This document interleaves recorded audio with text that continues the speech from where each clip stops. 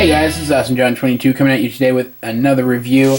First of all, I want to say this review was originally supposed to be the follow-up review to the Iron Man 3 Assemblers toy line that I promised months ago, but I'm having trouble finding my Assemblers limbs, so I apologize. That review will have to be put off just a little bit longer, if it ever comes at all at this point, as that toy line is quite old. But no, I promised it, so I'll get around to it eventually. Today we are looking at this, the Power Rangers Wild Force Red Lion Zord from the Power Rangers Super Megaforce toy line. And again, he comes with his own little Ranger key, who is the Red Ranger from the Wild Force series, which I did really enjoy. I really enjoyed Wild Force. I like the idea of the Zords being alive. That was cool. Does turn into a key just like all the rest of them. And it does have a key gimmick. You can insert the key here, and provided you put it in the right way, you can have a missile in his mouth and it'll fire the missile, but literally 10 minutes after owning the figure, I've already lost the missiles, so, you know, I'm not a huge fan of missiles anyway. Anyone who watches my reviews knows I'm not a huge fan of missile gimmicks anyway. It does have a bit of a gimmick here, because this Zord is not just the Wild Force Red Zord, is also the Samurai Red Zord. So it does have a gimmick of turning into Samurai mode, which is actually pretty nifty. I'm just not a huge fan of Power Rangers Samurai. I thought it could have been a lot better, and I thought bringing back Bulk as a character after so many years just screamed of desperation. But I always loved the aesthetic of it, and I did watch several episodes of the Japanese series before they were all taken off YouTube. But yeah, really though, I prefer the Wild Force line mode. I think it looks better, and Wild Force Red Line is one of my favorite Zords of all time, which is a shame because it's one of the many Zords that I don't actually own. And I do want to point out, I forgot a bit of something in my previous review. The other two guys did come with these, which were not this heavily painted. The belts and the guards on their wrists and ankles and stuff I painted myself, and the details on their weapons. They're not posable. They are only here because they can stand on the Zords. This guy, thankfully, does not come with one. They're stupid. They didn't need to be there. And I'm glad that they didn't put one with this guy, because he already costs like $34, and including just that one extra little bit of plastic could have brought the cost up, and I wouldn't have wanted that. He does have two modes, two ways of combining with the legendary Megazord, who we still have hanging out over here. Both of them require that you rip, after I fix my camera, that you rip the legs off of the legendary Megazord. First of all is a mode that is reminiscent of Wild Force and is used for speed on the show. You plug the legendary Megazord's leg ports into Red Lion, and you have the legendary Centaur Megazord. And it's cool, but it takes up a lot of room on the shelf. So, quite frankly, I prefer the second mode, which is the Samurai mode. Remove the Red Lion, and we're going to leave legendary Megazord's legs off, because again, this does also require his legs to be off. We're going to remove this piece from his back. Then we're going to come here and remove this entire assembly. Then we're going to come up front, separate this piece, which is the Red Ranger's giant sword from Samurai, if you can't tell. And then come here, and we're just going to kind of wriggle these front legs away. And you may have noticed as we were taking everything apart that there are the Power Rangers Samurai symbols on several of these pieces. What they did here is they took the unfolding origami idea from Power Rangers Samurai, and they utilized it across series to make this Megazord, which is the legendary Samurai Megazord, and I really like it. It's very cool. And showing off the transformation, which is, like the others, quite simple, but still the most involved of the bunch.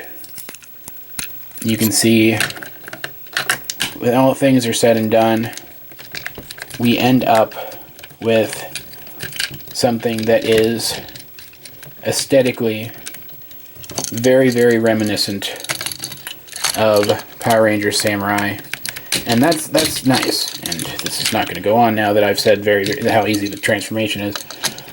Which is very nice, because like I said, while I wasn't a huge fan... Go on there, Jesus. While I wasn't a huge fan of Power Rangers Samurai as a series, I did enjoy it aesthetically. I thought the unfolding origami Zord gimmick was actually really cool.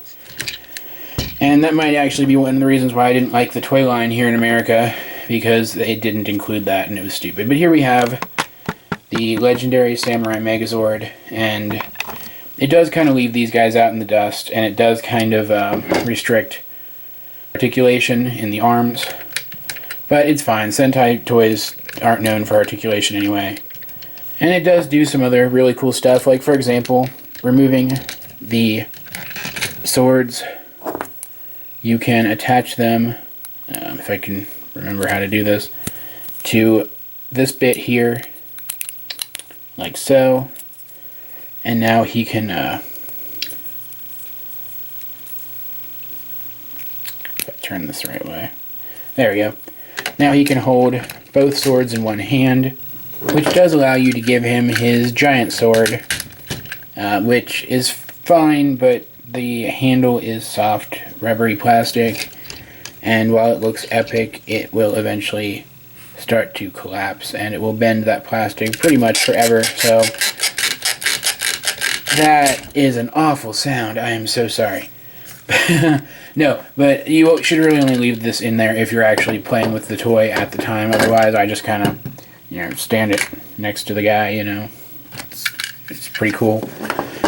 Now, if you are really hung up on the loss of arm articulation, of course, there are ways to get around that. You can remove these and replace them here on the sides, which is a little less cumbersome and a little less screen accurate, but I don't mind it.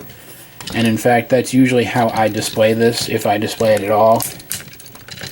Because it not only frees up articulation, but it prevents me from having to fold this back further than it's actually intended to go, just to fit it on there. So, taking a look at how it looks with them on the sides, I think it looks perfectly fine. Yeah, it still looks all samurai-esque. Like I said, it leaves the yellow and pink high and dry, but it's cool enough that it makes up for it. So now that I've got my camera straight and have stopped fiddling with it with all ADD style, let's take a look at the details on this guy. You can see the yellow symbol, the blue and green symbols down there, along with some really cool molded detail, as well as a couple of molded in connection ports, which I don't know what those are for. The only thing I can think of is maybe like fan combinations. You can see we've got Pink's symbol up there on that shoulder, and red symbol down there on the lion's mane, down the lower part of his mane, which in the Japanese version of the toy you would insert the key into the back of here, and it would open his mouth and the symbol would be on the inside of his mouth. But because we have the stupid missile gimmick on the American toy, we can't do that because, missile gimmicks. I hate missile gimmicks, guys. I really do. But quite frankly, I think he looked kind of derpy with his mouth hanging open, so maybe this is a blessing in disguise because now his mouth isn't all hanging open derpily. I do want to point out real quick, zooming in a little bit more, that I really love the new helmet that comes with this guy. It is effectively Samurai Sentai Shinkenger's Shinkeno helmet, and I absolutely love it. I think it looks fantastic. Like I said, I loved the Shinkenger / Samurai aesthetic, and that carries the aesthetic over perfectly while still looking like it belongs with the rest of the figure. So, like I said in my last Power Rangers review of the other two smaller accessory Zords that I own. If you're only going to get one accessory Zord, get this one. He costs about double what the other ones do, but he is so worth it. He has so much bulk. He looks so cool. He has 2 modes. He actually has a proper combination with the Megazord, like actually replacing limbs and adding weapons and stuff. And he looks fantastic. I cannot recommend this thing anymore, especially for a modern day Power Rangers toy. It is very, very good. Real quick detail look of his giant basher sword. You can see some fantastic molded detail there.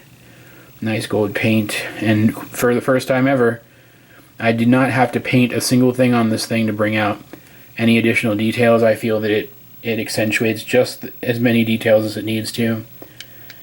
And yeah, I think anyone with even a passing interest in this series or an interest in Power Rangers in general should pick this thing up. It's pretty awesome. And with that, we're going to wrap up this review. I'm actually trying to cut down on my review times a little bit. If anyone actually does watch these, leave a comment down below and let me know what you think of shorter run times versus longer run times. So yeah, like, subscribe, as I said, leave a comment down below if you feel so inclined. In the description down below, there's a link to my blog as well as to my collections video. Check out the latter. If you see anything in the collections video that you would like me to review, let me know and I'll see what I can do about it.